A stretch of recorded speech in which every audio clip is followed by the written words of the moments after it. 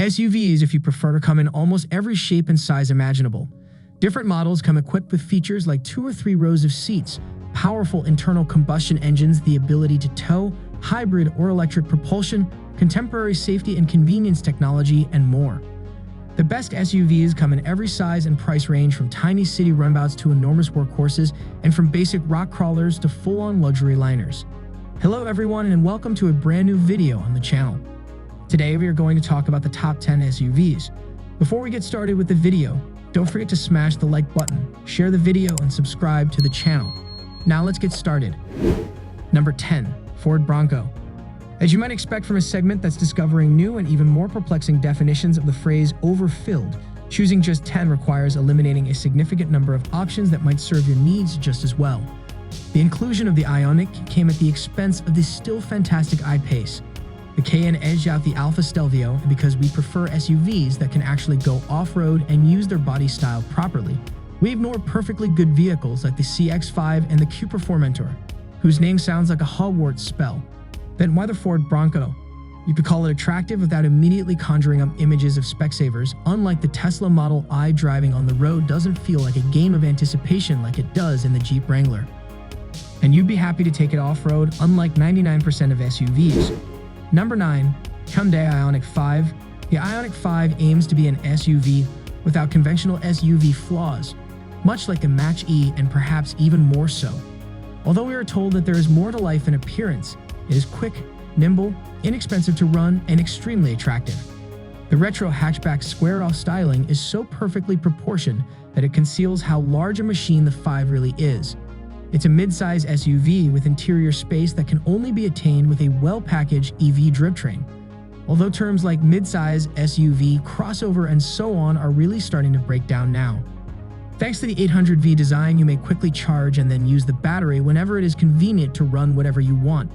For fun, we turned on our enormous orange amplifier, but your needs could be different. Number 8. Ford Mustang Mach-E. There are all the conveniences of contemporary family living inside, like enormous touchscreens, limitless connection, a sizable trunk, and roomy seats with high backs for your kids. And everything fits together quite nicely, to be honest. As a result, SUV it is, maybe not a Mustang though. Number 7. Land Rover Defender. You won't take advantage of the Defender's full potential. At least not until you begin a contemporary camel trophy or travel to Dakar. The new Defender is now just as luxurious as if it had gone to Gordonstown. But in many ways, that's a good thing. For the first time in its lengthy existence, you could genuinely use a Defender as a daily car without becoming an honorary Spartan as a result of this quantum jump in refinement over the original Defender, by actually owning any. Number 6. Toyota Land Cruiser. There aren't always Land Cruisers available. Yet since the globe is bigger than our tiny island, we feel compelled to add a machine to cover every square inch of it, a machine we trust with our own lives. Well, maybe not that portion marked Atlantic Ocean, but definitely the dried portions. Its fame accompanies it and endures long after it has been retired. There are ways to go about it that are more effective, prudent, and pleasurable, but there aren't many or any that require greater stamina. They are almost certainly better off choosing a Land Cruiser when the going gets rough and the going gets tough. Number 4. Cadillac Lyriq. On a Top Gear best of list, it's a Cadillac. Sincerely, if you had informed us that such a thing was likely a few years ago, we would have advised you to reshuffle the cards.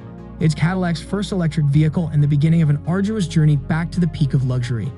And speaking of putting your best foot forward, the cabin is quiet and roomy, and it is moved around with an almost spooky sense of peace and comfort thanks to custom switchgear. For those who aren't fighting over a spot on the year-long wait list, it is at least quiet and peaceful. Number 3. Mercedes G-Class. Many SUVs only have 4x4 aesthetic elements and frankly little else, but the G-Class is, rather obviously, something completely different. You'll have to admit that starting off as a military vehicle is hardly the most direct route to a luxury SUV, or indeed any family-friendly daily transportation. The new G is more comfortable, safe, and well, less of a compromise than ever before, despite the fact that it is an uncompromising off-roader that is still in use by police forces and military forces throughout the world, including 6x6 variants for the Australian Defence Force. Number 2. Porsche Cayenne. The Cayenne indeed. Whatever you may think of the Cayenne's reputation, clientele, or credentials as a genuine Porsche, it continues to be the driver's preferred option in its class, or even in any field you happen to be in, provided you have permission to be there from the person who truly owns it. Nonetheless, the most recent Cayenne is the lightest, quickest, and most attractive model yet.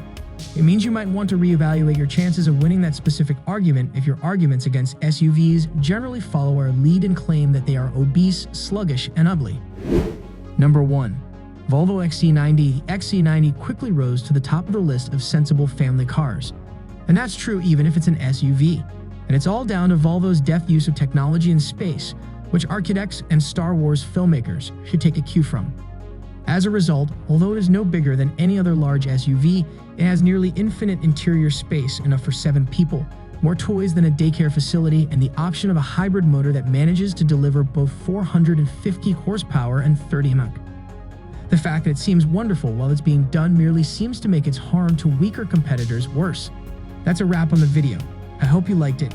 If you did, let me know by giving it a thumbs up, and do not forget to subscribe. Thanks for watching. See you next time.